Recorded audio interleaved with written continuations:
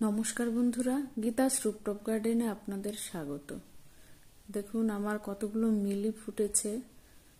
ছোট্ট একটা গাছ, প্রচুর ফুল ফুটেছে, এখনো শেষ হয়নি ফোটা।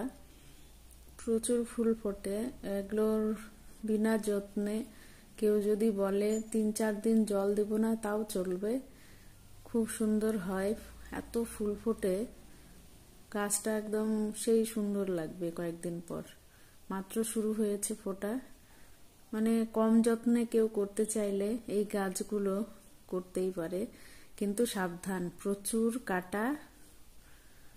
বাচ্চা কাচ্চা থাকলে খুবই অসুবিধা হবে, তো তাই সাবধান।